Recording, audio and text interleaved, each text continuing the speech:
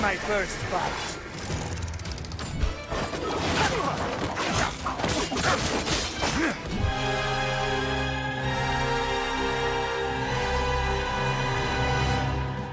Hello, welcome to another FMOD Deep Dive. Today we're talking to Joey Godard, who is the lead sound designer at Power Up Audio, and we'll be talking about his work on the League of Legends game, Ruined King. Joey's work in FMOD really had to take into account the massive scale of the game in terms of scalability of his implementation as the project grew and progressed, which has led to some fantastic insights into how he has set up his project.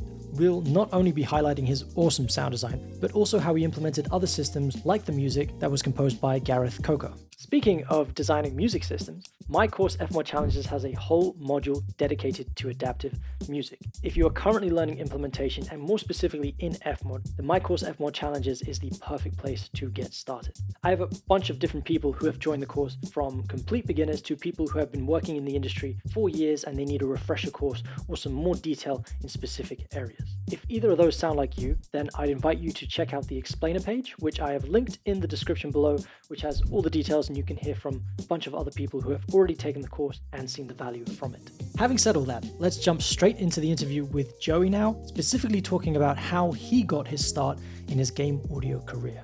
Hi, Joey. Hello. How's it going? Good. How are you? I'm doing very well. I'm very excited to have you on this deep dive. I wanted to start a little bit about asking about how you got to where you are now today. So tell us, how did you get your start in game audio and how did you end up at Power Up? Yeah, sure. I guess like all my life I was like playing Super Nintendo games and loving the music and watching my brother play Chrono Trigger and Final Fantasy and things like that and being like, this is like the coolest thing in the world. One day I'll make music for video games. I'm sure like everyone had that dream who's in game audio at this point. Wow. But then as I grew up, that dream kind of just faded away. I'm like, that's not possible. I got to do real jobs like trades and working in restaurants and things like that. And I did that for a long time. And then I was living in Nanaimo, which is on Vancouver Island, which is off of Vancouver, small town. And I moved to Vancouver, the main city, in 2010. And again, worked in restaurants and random jobs for a while. And then a friend of mine pointed out that Vancouver Film School had a sound design course for visual media. They call it sound design for visual media. And I looked into it, and it's like a expensive private funded school. But then there was like this like little SoundCloud competition you could do. And you make a little soundscape, and they could maybe see if you're worth their time, and they'd give you like a discount or like the full tuition. I did that. I didn't hear back, and then I finally got an email being like, "You were shortlisted. So do you want 10 grand off your tuition, off the 28 grand?" I was like, why not? Yes. I don't know if they're baiting me in, but it looks good. I've heard really good things. Like a lot of grads were like working at BioWare on Mass Effect and things like that. So I'm like, okay, it's possible to do this. So I went in.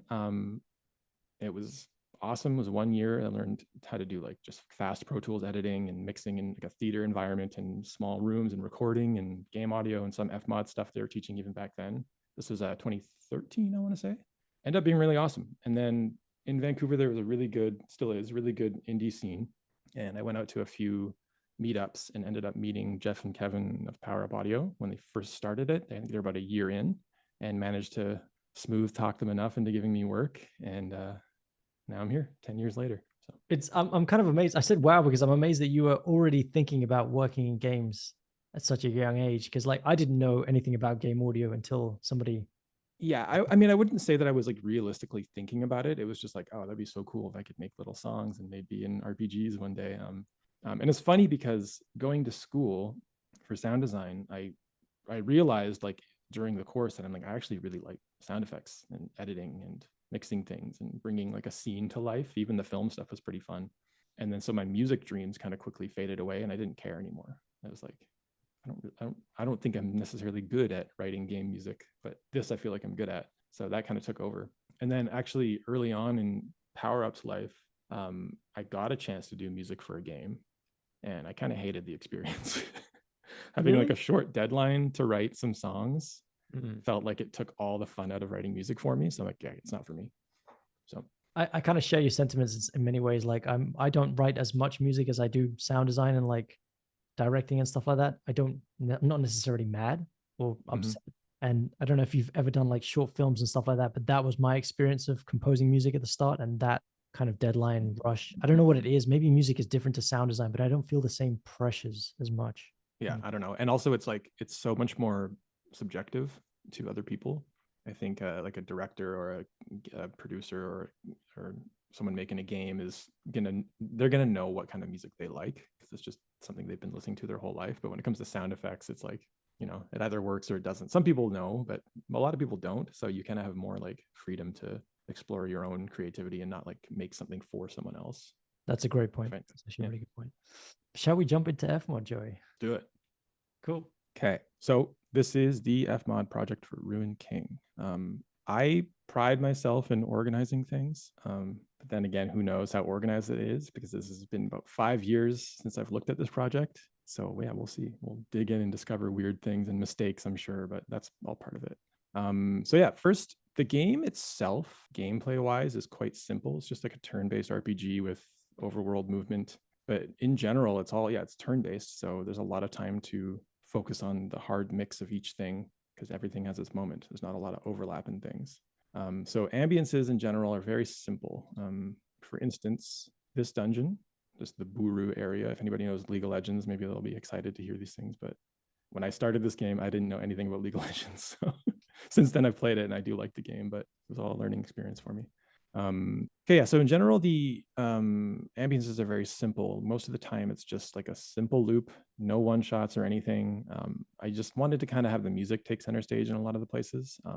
But yeah, so a lot of the time, and also just to save myself time, making such like a large content-heavy game, I just thought, like, I'm not going to spend a ton of time doing these really, really detailed ambiences when we're probably not going to hear that stuff anyway in this game. So a lot of the time, it's just serviceable stuff, sets the mood, and on top of that, we've got a reverb snapshot to send to whatever's needed in that room. Something else that's a little bit more involved is like this area you spend a lot of time in, so I did end up doing scatters, so that's just kind of this. Just keeping the one-shots down here in their own groups, playing back differently. These are all living somewhere else here. Nice little environment. This reverb as well, all of these reverb and all the ambiences will affect all the sound effects and the VO. VO is interesting. In those scatter instruments, sorry to stop you, like, do you have nested events in there as well, I take it? Or the referenced events, right? Yeah, just a multi. So it's a multi playing back in a scatter.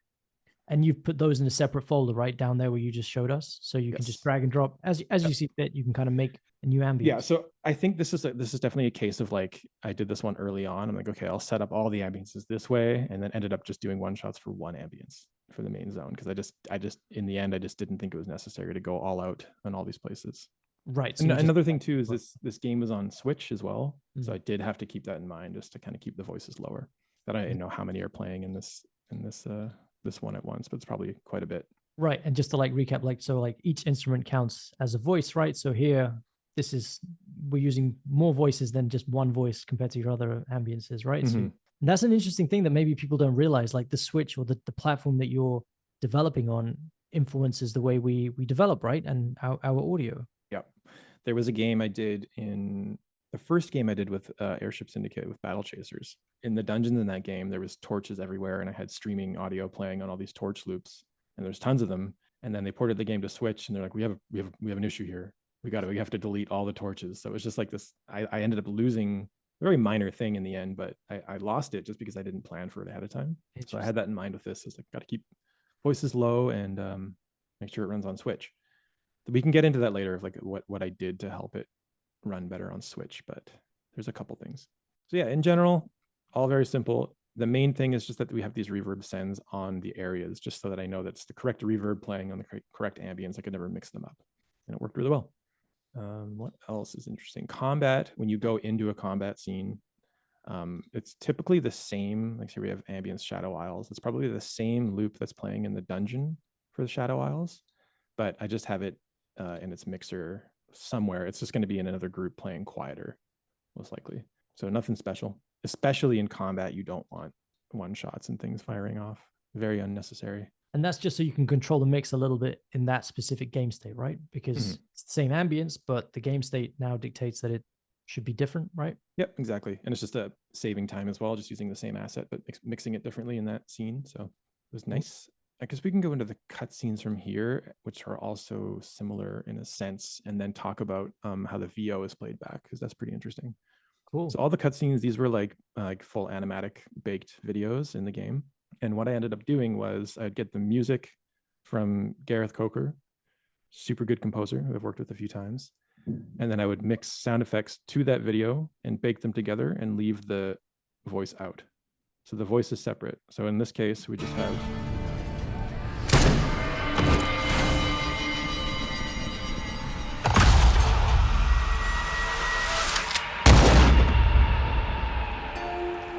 in that scene, there's VO playing over top, which would be going through this reverb.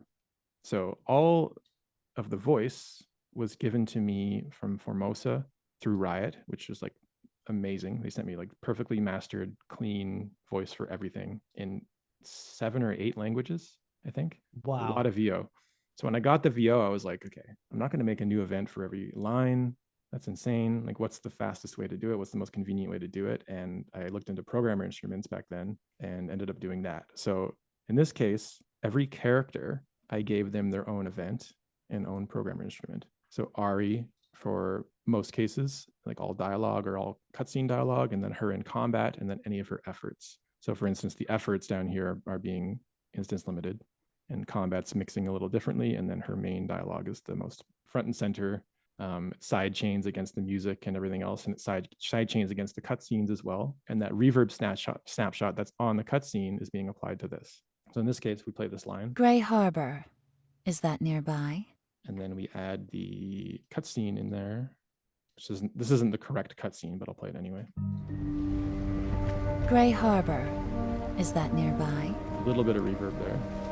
It's more obvious in maybe this dungeon. Gray Harbor, is that nearby? All right, so I had it so like I could just drag and drop all this VO. It actually looks like this. So dialogue, these are the scenes. Scenes 1 to 10 is what they designated how to split up the game.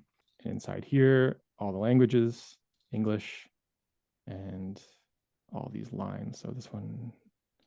Wow, fantastic. Line. So this is just this. Gray Harbor, is that nearby? So having that play through the programmer instrument, all it needs to be is in here, and it reads the same key. I don't know if you've gone too much into those, but they're pretty awesome. It's just it's great that you could put all the files in like one, like audio table, right? And then through code. Yeah, because I was delivered like, let's see, this alone was 27,500 lines. Whoa.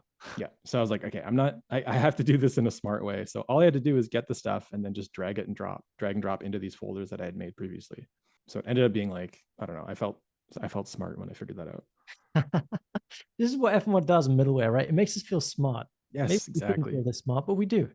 So again, on the snapshot, so the snapshot, I take it, is always affecting the dialogue, right? So the ambience event we could dictates which one look at it. That'd be cool.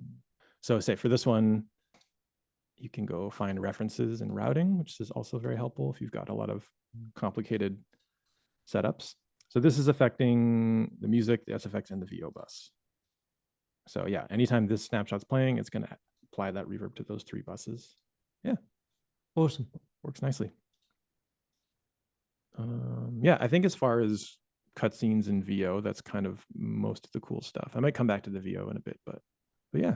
Wicked. That's fantastic. That's awesome. Also a really nice use case for the programmer instrument, because and so many obviously so many banks as well, which yeah, I mean, I could talk about that now. That was one of the efforts to like reduce patch sizes. So if I had to come in here and change the Gray Harbor loop on this one event, I didn't have to make a change to the entire ambience bank. I ended up splitting up every ambience into their own area, and that bank loads and unloads when you leave and enter those areas. Which is such a good reason to be this additive and subtractive with banks, right? Because I guess the way patches work, maybe to go into that, you can't just upload that one file that you need to change, right? If it's part of that bank. Yep, exactly. And also this was one big effort for Switch as well, to have these banks load and unload when they're needed only. Helped a lot, because there's so many long files, so many long ambiences, long cutscene files, long music files in this game, and only so much of it could stream at once as well on the Switch. So I made the decision maybe like halfway through, just to be like, okay, I'm going to split everything up, like every enemy in its dungeon form, because when you're walking around the dungeon, you can see an enemy in its form, then you touch it, and then you go into combat. So even those are split up, even though there's only like 2 events. I just decided to go all out on it. So we ended up with many banks, and it's not really hard to manage once you make them. Like a good trick is like if you're working on like Brahms sound, like his sounds, it's like you just copy and paste the event and then rebuild it. That way you just know it's assigned to the right place. That was always kind of my trick there. Copy and paste what? Sorry, the event. Yeah. So if I'm working on something for Brahms combat effects, I gotta make a new one, I would just copy and paste rather than like new event and then assign the bank. It's just the way I kept it organized, like apply everything early on and then just go from there. Right, absolutely. So it's already assigned to that bank. You just have to change the name of the event. Yeah. Mm-hmm. Old FMOD didn't do that. You'd copy and paste an event and it wouldn't assign the bank. So that was, I think Into the Breach, when I was doing that game, it was like every single time I made an event, I had to check the banks. In that game though, for instance, I think there was 3 banks: sound effects, music, UI, I think I did, or something like that, or ambience. And they would just load all 3 banks at the beginning, but the game was so tiny and that it just didn't make a difference. So you got to just know like what kind of game are you making, what platforms it's going to be on, and you can make those decisions early on. But yeah, I decided to go maximize banks with this game, and it ended up paying off because I don't think there was any friction with the Switch port with audio. So, and that's not to say we don't like the Switch, but the Switch is its own beast, its own challenge, yes. Right? I love the Switch, but for instance, one sad thing I had to do was bring it down to 28K for the entire game on Switch. This kills me. I don't know about you, but it physically hurts me to bring it down to that quality. Yep. I think there might have been some places where I brought it back up. I don't want to switch like the locales right now, or the platform, but sure. I think there is some places like the music I probably bumped up to make it sound a little crisper. But yeah, in general, the whole game is crushed down to 28K, and it sounds okay out of the Switch speakers, but you plug headphones into the Switch and you can definitely hear it. But I think that bothers mostly us than other people. So yeah, I get that as well. Who's gonna notice, really? Mm-hmm. Yeah. Any questions there? No, that was fantastic. It's such a good example with banks, because I think a lot of people ask about banks and nobody really talks about them that much. So I love this. Because I always say this is an option. Like, be as additive as you want. Add hundreds of banks if you need to. That's not a problem, as long as you keep track and you're organized. So I love 1,000 banks would load just as well as one. So that's what I found. Yeah. So music we'll go through, mostly just because the music is so good in this game. I don't do a lot of technical things. There's some cool things, but in general, it's just good music and I want to show it off. So I think we can start with the combat music. So there would be like different combat backgrounds. Obviously, if you're in like the Grey Harbor area, it's just going to be a Grey Harbor background. So I would link the music to that as well. For instance, here is the Grey Harbor Manor combat. This is the only time that this song would play, so I just had its own event. So nothing special. It's just time signature, loop, and if you win or lose in the battle. So there's no lose stinger. I just did a sound effect that plays alongside of it, but there's a win stinger for every song. So that's this guy. It's not beat matched either. I didn't beat match it because I've got sound effects that punctuate the UI that comes on screen. It's like, you win. And I wanted that just to hit. So it's kind of masked. If it's in like the middle of a beat, you don't really notice because it's all masked by a big impact and death and you win UI and stuff like that. So it ended up working really nicely. For the bigger areas, like if you're in Bilgewater, you fight there a lot. Gareth ended up writing 8 different songs. And these play back in a master combat event that I made, which is just a multi-instrument to pick a random song with a little like 1.6 second delay to the intro. So these are all separate here. So these have the same format as that other one: win and defeat, transition regions, And then this would just choose a random one. So every time you start combat, oh, I just went right into the stinger there. Sorry.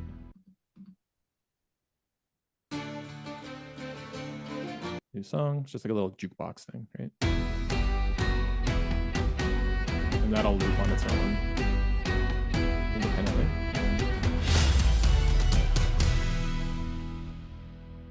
Combat over.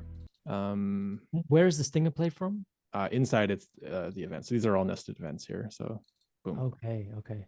So I did that for Bilgewater and the Buru area. It's only 2, but otherwise all the combat music was very specific. So this is another one, Shadow Isle. So yeah, the same thing here. So this is an instance of me not organizing things very well, but this is all. It's all very well organized, Joey. Just thank you. for something that's look at the audio bin too. It's the same. Wow.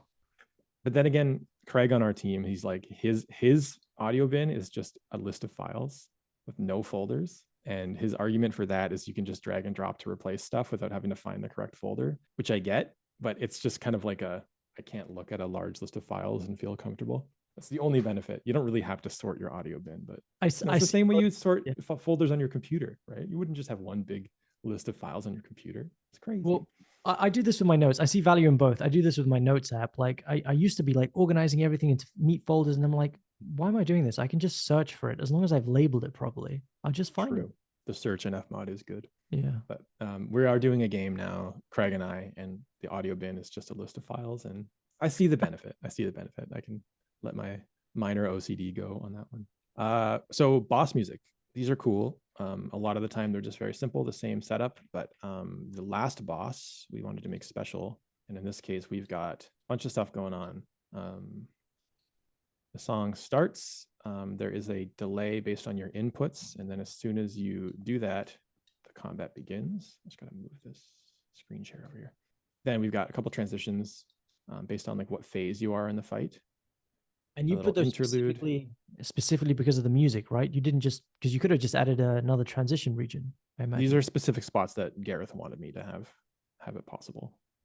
Also very helpful having a composer who understands games, because he could be like, yeah, set up the transitions here, here, and here, and here, and here, and do this. So he told me exactly what he wanted. And then I just set it up that way in FMOD.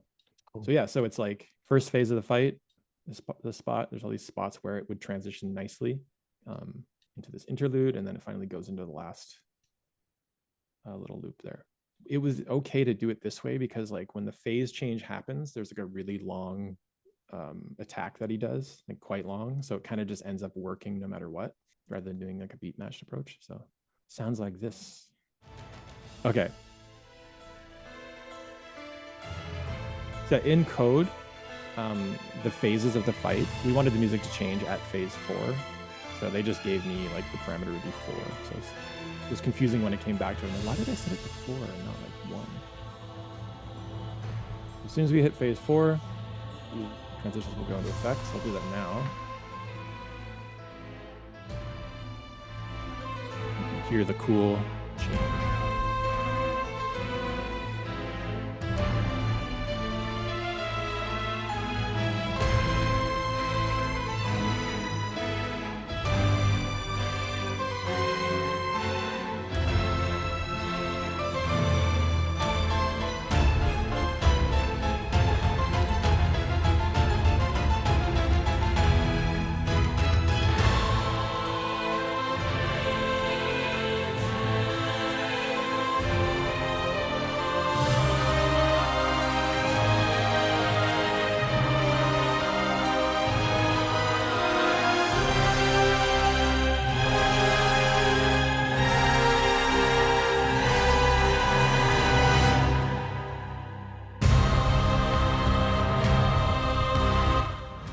Loops that last piece while you're like kind of near the end of the fight.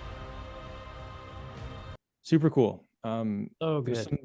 One little strange thing that you may have noticed, since this is an async region, to allow for a tail to play if it loops, which would be like this.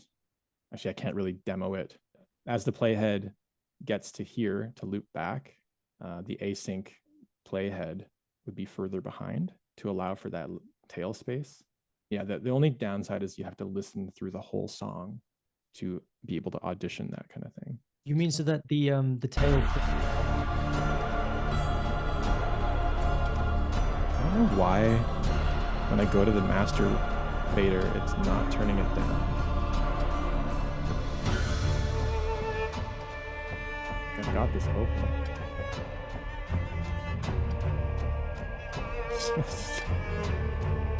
Anyways, we'll just listen. So essentially, I want this track to loop back right here to allow this tail to play out. So since it's an async, you can have two instances of the sound playing at the same time on the same region, right? So there's a little trick to how to like define where the loop point should be, but you'll see that these playheads will end up lining up.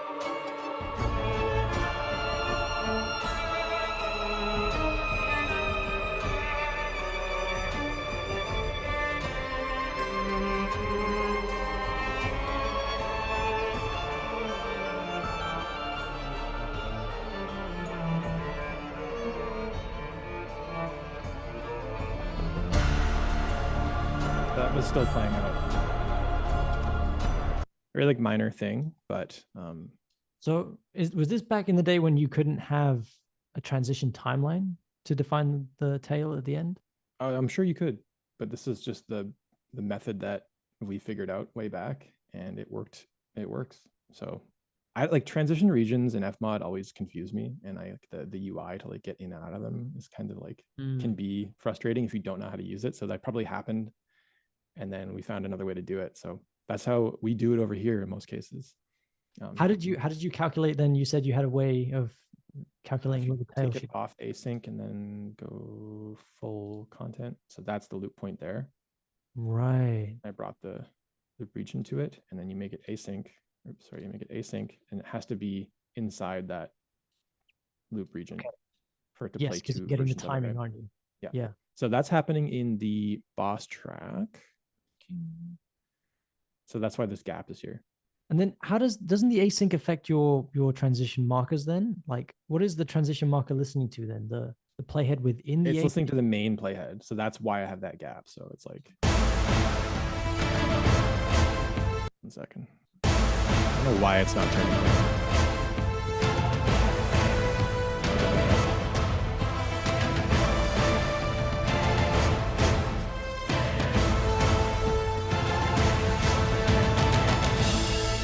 So it's going to obey this main timeline.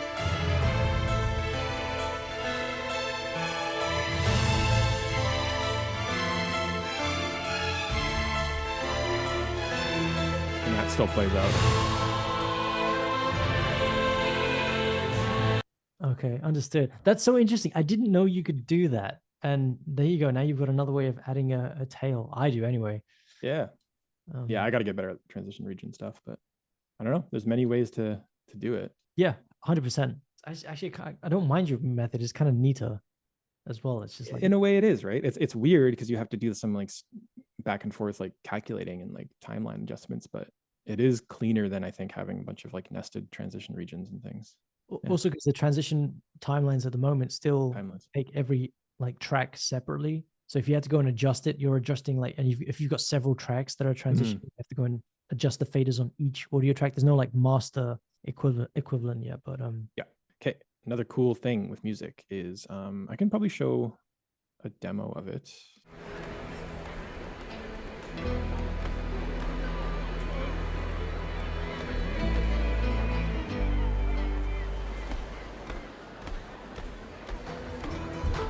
So this tavern here, there's a couple of them in the game, and there was a little like there's a band in the other place, but we decided just to write some, or Gareth decided to write some music to just have playback like they were playing a show the whole time you were there.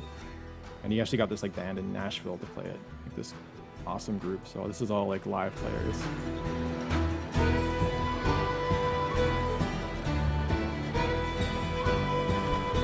And they'll play through a song.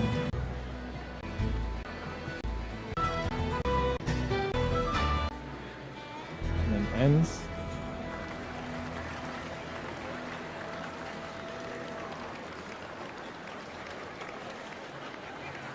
Everyone applauds, and then they start another song. So that was a really cool setup. So this is the main event. It's looping. Inside we got a bunch, or we have one nested event, which looks like this, which is kind of crazy. It's basically just a multi-sound, but like drawn out horizontally with percentage chance markers here.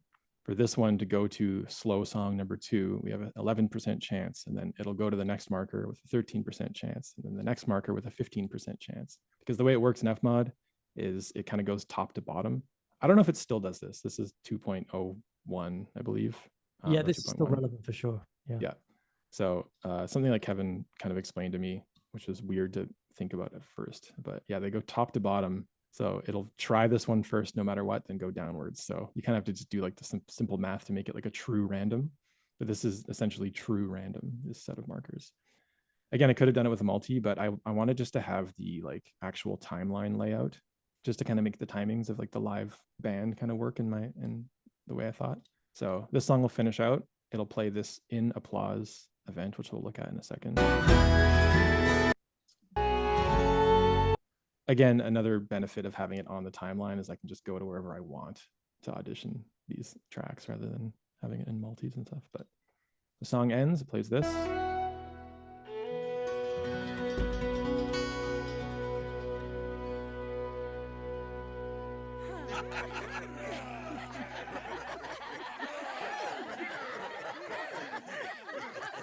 Oh, I'm soloing something in here.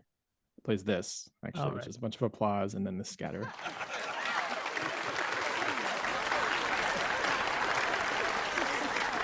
Sounds like a little crowd. And then these voices I just took from the game. This is just a big list of, oops, how do I get this bigger? Can I? Can't. No, it doesn't go bigger. This is just a giant list of different languages, their efforts and stuff like that from combat and things. It's like this one.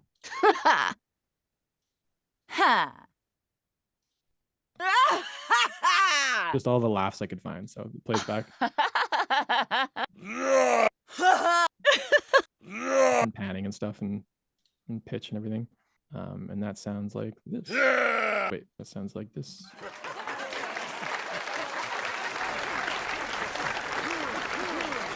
It was pretty convincing. Sometimes you hear some like repeats and like some strange things, but in general, it's pretty cool to think that like that's actually like people from the game as the crowd. So I don't think anybody knows that, but another fantastic way of like recycling assets, using them, repurposing them. So yeah, this plays back. There's like a jukebox, and then on top of that, you play the correct ambience, which is the in. Applies a reverb to the music.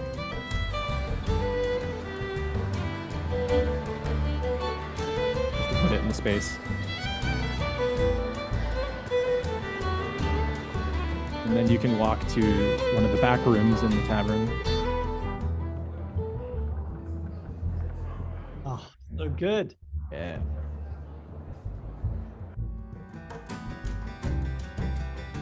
One little thing here is the Dumbo marker for stopping, just so you can send it off the snapshot rather than stopping the event, because then if you do that, then it plays the release of the snapshot intensity to have that the low pass kind of fade out. I'm sure there's a better way to do it, but this was what I could find to make work back then. So stops, fades out. Right. So the transition region is just sending it to that marker called Dumbo. Yeah. And you have the dummy parameter above there as well, I see. Yeah, but now when I do this, I just use the condition. I don't know if they have it. But yeah, so stopping event. This would do the same thing. So when it's stopping, it'll send it there. Just didn't know that back then. Right. This was your workaround because we didn't have those features. And now we do, probably for good reason. Yeah, that's cool. I loved that whole band playing thing when we came up with that idea. I just went full on in it and tried to make it work well. Isn't it interesting how we latch onto these like cool little moments in the game, which definitely don't make or break the game, but they kind of spark some sort of creativity within us to be like, that's really cool. I'm going to make something really cool for this. Exactly.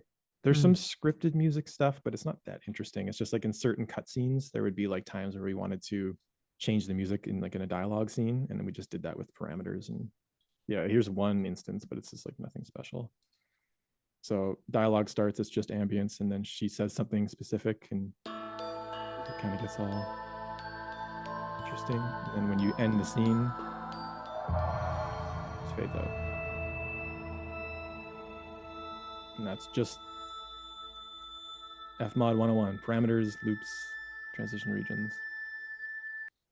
Yeah, nothing real special there. But it also shows like the level of detail you go to describe things, right? Just like you letting the dialogue kind of lead the music. Yeah, I think I have a. So here's an example of like the voice reverb, how it works and stuff. So. Good evening, Yasuo. I see you've helped yourself to a drink. Or several. A couple more and I won't even know you're here. What is troubling you, brother? I'm no one's brother. Not anymore. That's it. So in some cases, we'd have the music with a snapshot or like a command instrument just to say kill the main music and then listen to these scripted scenes.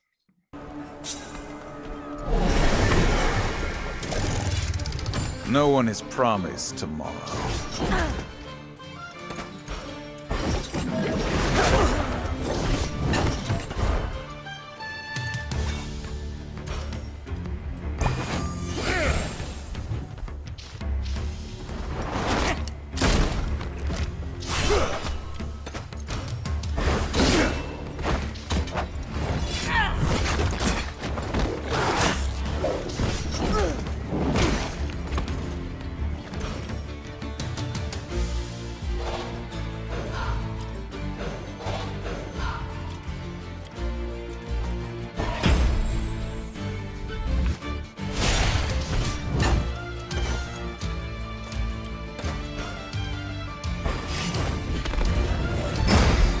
A solid wall.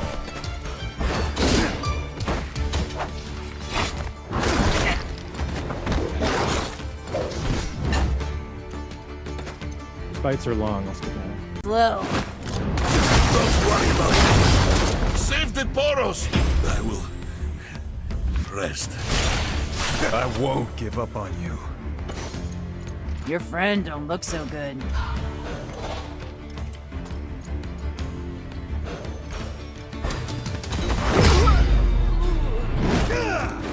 I'd stay down. Barely broke a sweat. That victory music transition didn't sound off or anything, right? The sword swing was out of sync. I didn't hear any audio for the sword swing. Yeah, I can. That you're talking about at the end? Yeah, I think so. Yeah, I can explain why. Play that again.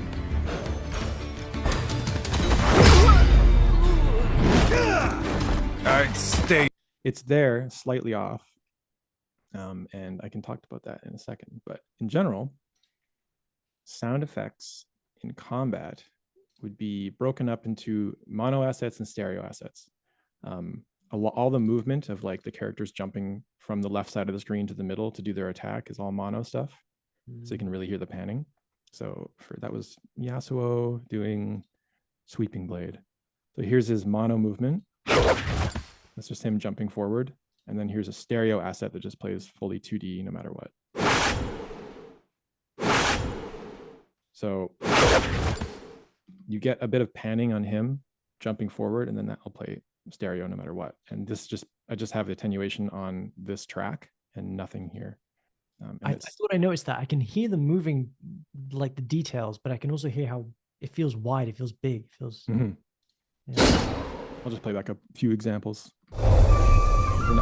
That's an ultimate. We'll get to ultimates later, actually. So, Raging Wind. This is a good example.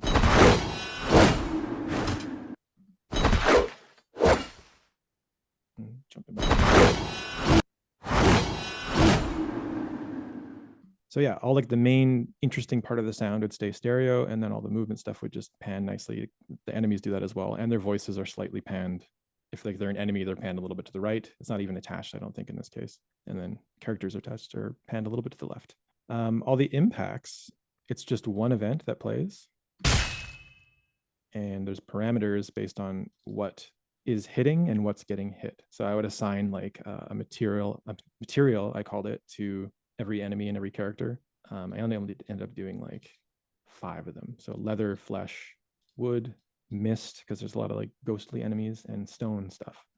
And then in terms of what weapon hits, we got bite, blunt, sword, slime, bullet, blah, blah, blah, dagger, magic orb, fire, poison. So these all sound like this.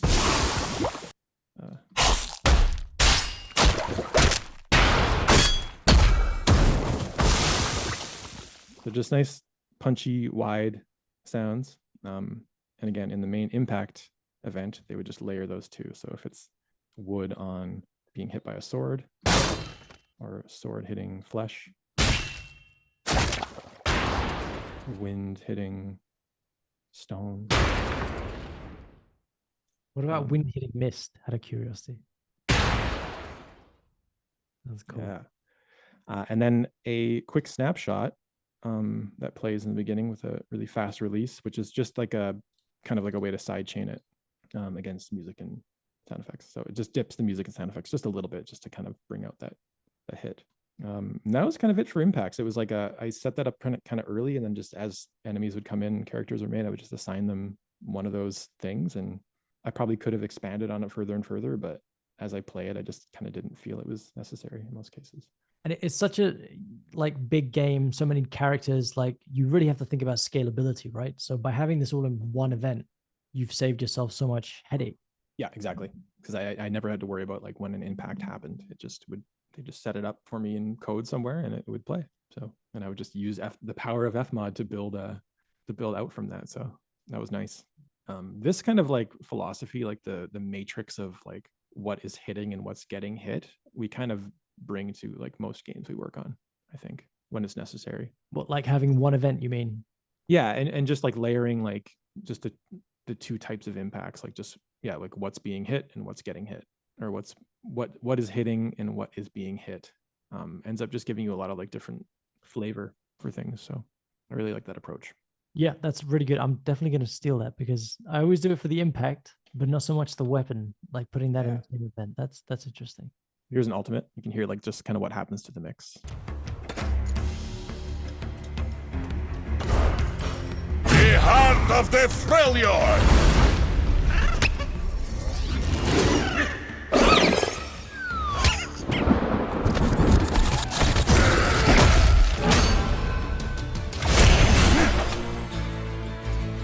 So there's just like one snapshot here, which is just ducking everything combat related that isn't the ultimate itself. And the voice, it just applies like a bigger reverb on him and it kind of brings it up in the mix a little bit.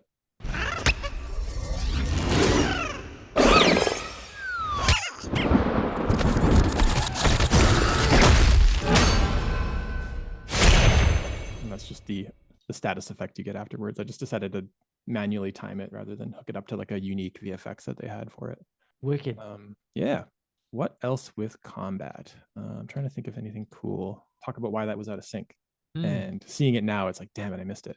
But what they're doing in that case is they're slowing down the game speed independent of the animations and anything. They're just telling the time scale of the game to go down. And obviously FMOD doesn't care. It's not going to slow down. It's just going to play back. So I had to manually set up a snapshot that pitches down the audio to maintain sync. And that timing that they gave was never really consistent. So it ended up having to be like this really like manual thing that I had to set up for each. So I guess that one, I don't even know how it actually works. I don't know if I did it manual snapshots or if I just had them play back like a slow down snapshot. I think that's what I did.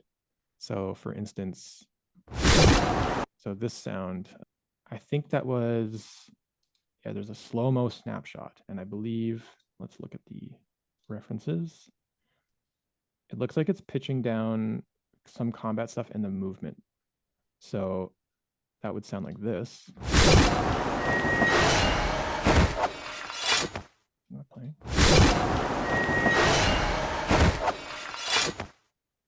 Maybe it's just the movement events. Oh yeah, see, it's right. Sorry, this one. So fast. This guy ends up slowing down this timeline a lot. Right. Right.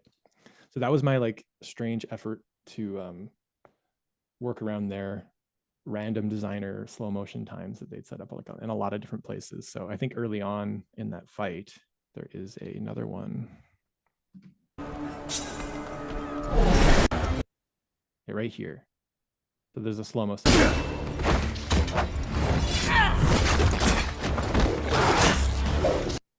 Yeah. Mostly Okay. keeps things in sync. It was, I think that was like a late addition as well. So it was kind of something I had to like cobble together to make work. But in most cases it works, but yeah, you noticed it. I So failed. that's something you'd have to like live update and mix on the fly, right? Yeah, it was tough. There's a lot of attacks. This is just, it's just Yasuo and then all these enemies, lots of enemies and lots of attacks. So yeah, Wow. I don't know if that's like the best solution to handle game time slowing down in FMOD, but it worked. I wanted to add some accessibility stuff.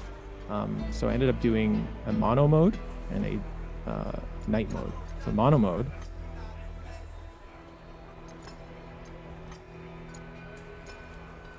just for anybody who has any sort of like, you know, hearing damage in one ear or whatever, or a system that isn't working right. I just wanted to add that in there. And then the dynamic range for night mode, I can show in FMOD. This just compresses the entire game a little bit, increases the voice of the volume of the voice, and there's like a little reduction on bass on like the main EQ. That's cool. I don't know if anybody used it, but I assume it would be helpful if like your sound system doesn't have that stuff built in. But I thought it was pretty cool. Mono mode is at the top. Use this. Play something back in FMOD. This is the master group. It has Ascend to the mono audio group that I made here, which is just hard set to mono. And the snapshot just turns this up and this down.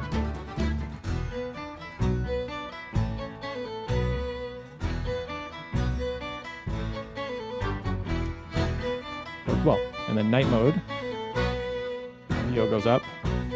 This turns on here, and this compressor turns on. Probably it's very minor.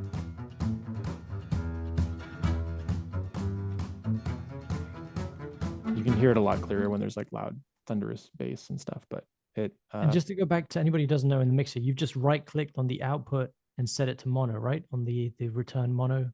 Yeah. Right. Just boom. Yeah. Wicked. Yeah. Oh, I love that. That's such a cool little feature. Super easy to do. Yeah. And you get a nice fade between like the width as well, rather than just like cutting a channel or something like that. So that was cool. So hopefully there was people out there who thought this was nice. I want to do more accessibility stuff in the future for games I work on, but this is kind of like the minimum that I try to do. Okay, back to this. I gotta run to a place where there's combat. It won't take too long. Here's one little instance actually. I'm just remembering all these things now. It's exciting.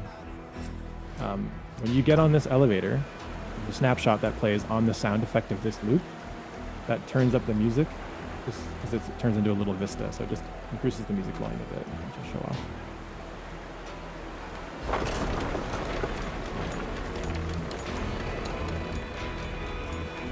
Not by much, but just a little bit.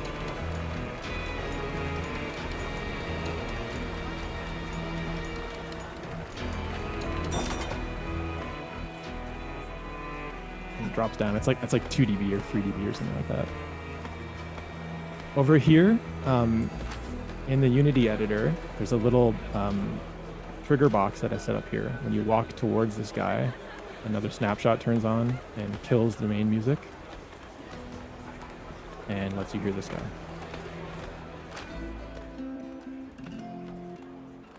He's positional too. And you can talk to him and do like all these dialogue things, and he plays different songs for you, but as you walk away, just fades back in. That's just one snapshot in a trigger box. Super easy. And I think we got to go down here.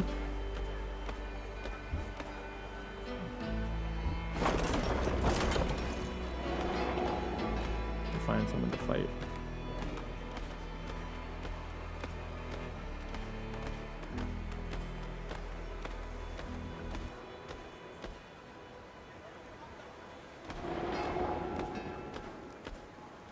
Okay.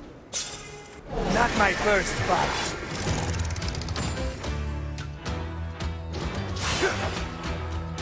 All right, so combat speed.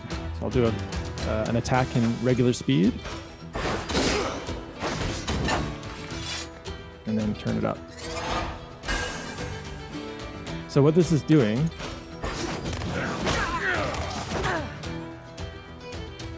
I'm pitching up. We'll just do a bit more examples first. This is how most people play the game. Because it's long combat, long fights. So most of the people played this way, which is like, you know, it's bittersweet, but I wanted to make it work and still feel like impactful. Do a bit more. Make a move.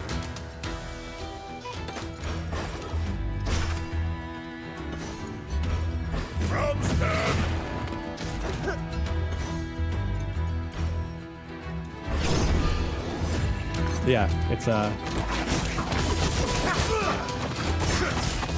fast and crazy, but I still want it to be in sync. So what that's doing, I believe, is there should be a combat speed. So these, yeah, here we go. So medium and fast. I think this is just normal and then increased it by the time we were finished with the game. These snapshots are just played from code, and they just activate when, or this one will activate when you turn it up. So I think, let's see what this is doing. I believe, so yeah, all these things here are being affected a little differently. So SFX combat, let's find that. So right here, the pitch is going up by 15.9 semitones, and that keeps everything in sync based on the speed that they turned it up. I think that was something I calculated, could be wrong, but in general, it seems to work. So all the combat movement and all the attacks are pitched up. The impacts, I believe, aren't, because they're just like, they're always synced to frame one. So why sacrifice the quality by pitching it up?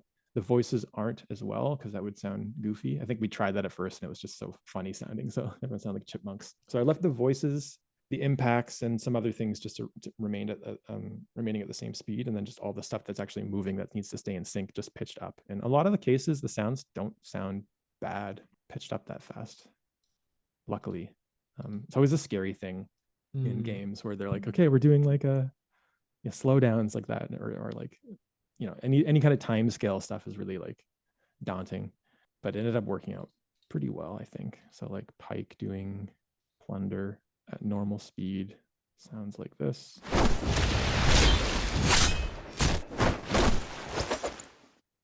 And then fast.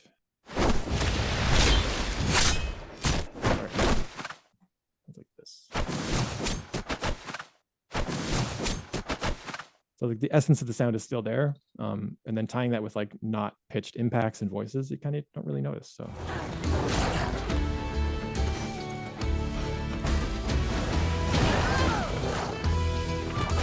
Follow the flow.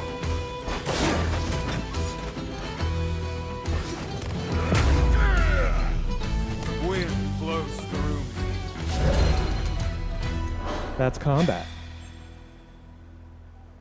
I love it. I love it. I'm gonna ask for some of them. I'll get some videos as well to showcase this combat. And I'll pepper them in, because that's a really interesting thing. It's like, it's quite a big part of the game, right? If a lot of people are gonna tend to change the speed. Yeah, like I think before when we were planning this, I was just looking at YouTube for some gameplay stuff, and every single person I found is playing at 2x speed. And I don't blame them, because it's like, you know, it's like a 30-40 hour game, and some of the, like the first combat video that we were looking at this is like a simple fight, is almost 5 minutes long. So quite a long time. So it was a good option to have, and I'm pretty happy with the solution there. It took a while to like get the right mix to something that didn't sound like cheap or not impactful or goofy, but I think we got there. I think there's some more subtle things happening too. Like I think I might be turning down, like I'm turning down the combat as well when it's faster, just to kind of accommodate for like more stuff happening at once. That's awesome. I love that. Yeah. Did you want to talk a little bit about? No, we've spoken about banks, didn't we? Yeah. Patches. No, that's everything that you wrote down, that we wrote down last time. So I don't know. Is there anything else you want to share? Like your favorite, your favorite? I don't know. We can kind of look through the UI stuff. There's not much exciting going on here, but But it sounds great. yeah, thanks. Every piece of loot that you get has its own little, like the toast on the side of the screen, like you got 37 coins and then this piece of armor. I did a sound for every single one. Type. So these will play back like cascading, like choo, choo, choo, choo, choo, choo, choo, choo, choo. So I thought it'd be cool to kind of have interesting flavor of sounds play back when you're looting things. Here's something I love to do in a lot of cases is a buy sound where you're buying an item. Like that could be one sound effect, but I just decided to break up all the layers and just do variations within them and kind of offset them a little bit. So every time you play it, it's like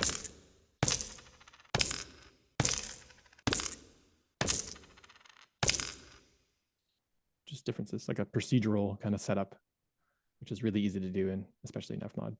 Yeah, I love doing this. I love Yeah. doing this. It does all the heavy lifting for you. I don't think I did that very often.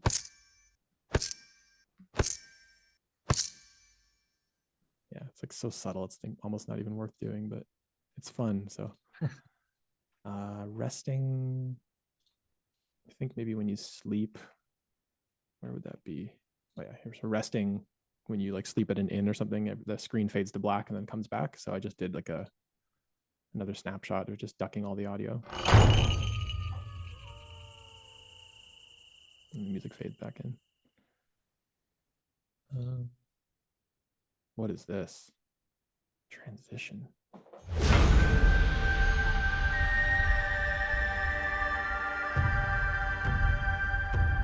I'm not sure what that is. I just know that like after a character joins your party, there's some UI stuff that goes through. So I think maybe I like kill the music for a while until you finish that tutorial stuff. But yeah, I think it's just in general, like just don't be afraid of snapshots. They're like the most powerful thing FMOD has to offer. And I got a lot of them and they're all doing something important. I agree. Not I think that many. snapshots are fantastic. They're so easy to implement, and like you said, that example that you showed us with the elevator, the lift, great. It's just such a subtle thing, but like in that moment, you're adding a little bit more interest because Yeah, it's just there's nothing else going on, and it's so easy to set up. It's just here's the elevator and then music bump.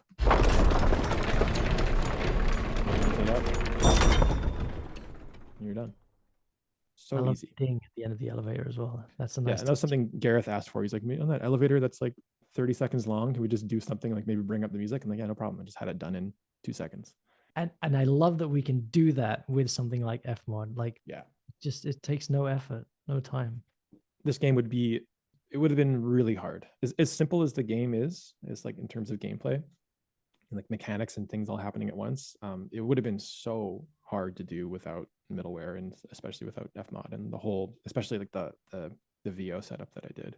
It's just made it so easy. I did a game in Unreal Audio. I've been working mostly in Unreal Audio for the last like 5 years because of what Airships transitioned to, and I just wanted to learn something new. And I do really like it for a lot of reasons. But the first one we did, I had almost just as much VO to do, and it was just so much more like grunt work and setting up the VO with a tool that I didn't understand as well as FMOD. Yeah, there's just so many things that FMOD just made this game kind of a breeze to work on. Joey, this was fantastic. I just want to end by saying thank you so much. No problem. It was fun. I hope people learned something. Again, it's not the most complex project, but it was a very big project. So I had to keep things organized. I had to keep systems in place. Yeah, there's not a lot of times where I'm doing like really crazy things on the timeline with transitions and markers and all these things. But in general, I used a lot of the features that FMOD has, and I couldn't have done it without it. And that's it. Thank you so much for joining me. Thank you to Joey for sitting down and having a chat with me. I particularly love the way he has set up his banks. I think it's not something that is spoken about enough when it comes to FMOD Studio and implementation in general. But I think he's found a really cool way of optimizing and, again, really thinking ahead in terms of scalability on bigger projects. I also love the feature that he had to add for the ×2 gameplay speed, and also anticipating that more players would be using this feature than not. I think anticipating how players will play the games that we work on is very, very important when we're doing our game audio work. Thanks again for watching, and I will see you in the next deep dive.